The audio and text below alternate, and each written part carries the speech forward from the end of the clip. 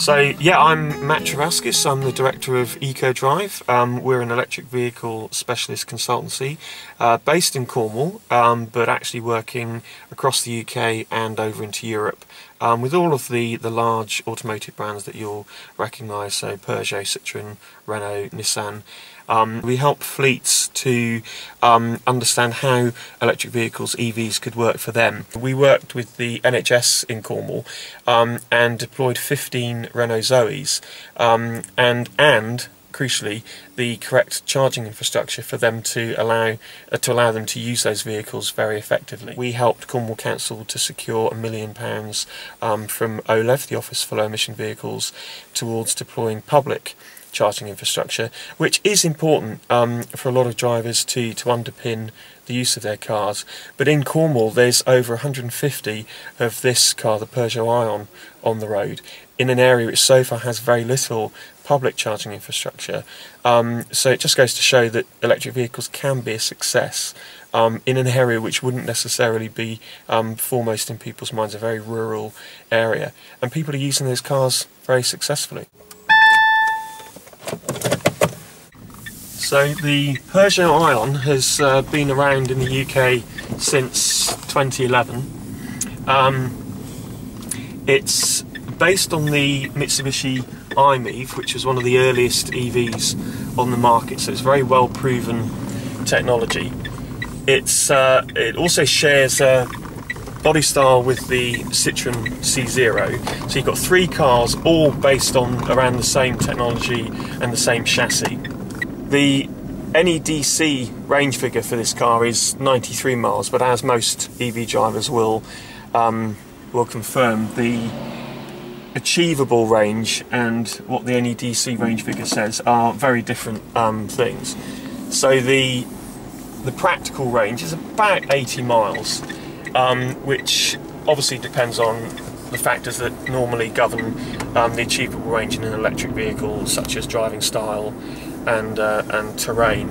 It does also feature the CHAdeMO rapid charge capability as featured on most Japanese cars, so that gives you the 30-minute to 80% charge potential from the growing network of rapid chargers such as those at the motorway services.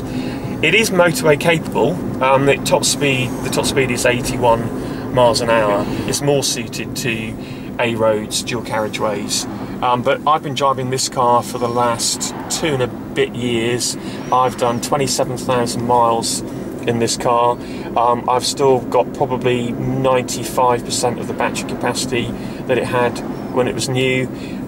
It's costing me very little to run. It's about 2p a mile on my good energy overnight economy 7 type tariff. So 1,000 miles a month, so that's pretty average mileage, and I'm doing that for about 20 quid. So all the other incidental costs in that 27,000 miles, I've had a couple of front tyres, a wiper blade and a pollen filter. So really that is that's what living with an electric vehicle really amounts to. I charge at home overnight. That's when the majority of my charging happens. Occasionally I'll charge at my office, although it's generally not necessary, so wherever possible I'll leave my charging until overnight because it's friendlier for the grid. So even though my energy tariff is a green renewable energy tariff, which basically means that my energy is coming from the wind farm at Delabole in North Cornwall, I still like to charge when I know there's less demand on the grid, because that means ultimately I'm having less environmental impact. And so far there isn't a great deal of public charging infrastructure. There's a few supermarkets that have the relatively slow charging points, and there's only a couple of the rapid chargers.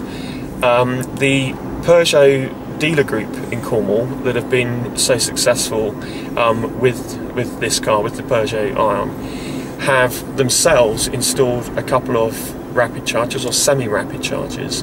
This is a brand new two-headed rapid charger or semi-rapid charger, first one in Cornwall, which has both CHAdeMO and CCS combo DC charging connectors.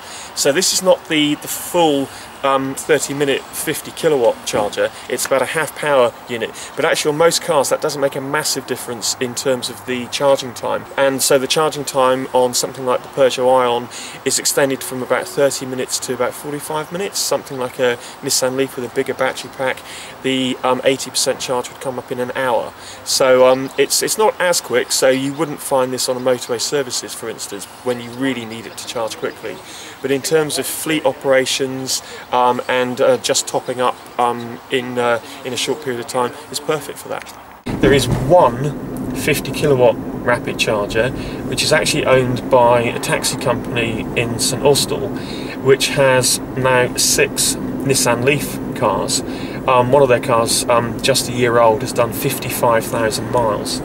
So, but that company embrace EVs, so they do let other users, other drivers, use their charger when it doesn't impact on their business operations. It's a very rare day when I don't see another one of these cars on the road coming the other way, and there's a bit of a community around that. It's something I haven't experienced since I drove a VW Beetle in my teens, when you wave to similar cars coming the other way. So it's nice to feel that you're part of a community that way as well.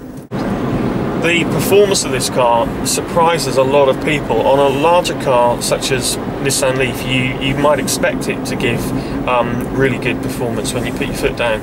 But even this little car, I mean, it's got 180 Newton meters of torque, which, if you understand torque, you'll realise that's a lot in a small car. So with the sign writing we've got on this car, we often get people come up behind us at traffic lights, and you can see them in the mirror. You can see them reading the car and understanding it's an electric car, and they think it's going to be a real slouch when you pull away from the line. But every so often I just have to prove that it is quick. So obviously that's at the expense of range, but it's still fun nonetheless. It's actually rear-wheel drive, which is quite unusual for a small car, and the wheels are right out at the corners, which means you've got a lot of interior space given the overall footprint of the car. So it's a 4-seater, not a 5-seater, which is important, but it's actually not a bad amount of room in here, and particularly for a rear seat passenger, you'd think in a small car you might be quite limited on headroom, but it's actually pretty generous. I probably spend as much time with this car as a 2-seater with the back seat folded flat, so it's a 2-seater with a big boot, as much as I do with it running as a 4-seater. Also, the pricing of this car at the moment, you can pick up a brand new Peugeot iOn for just under £13,000, which for a small car it's not an unreasonable sum. But when you factor in what you're going to save on fueling costs and maintenance costs, it's a bit of a bargain actually.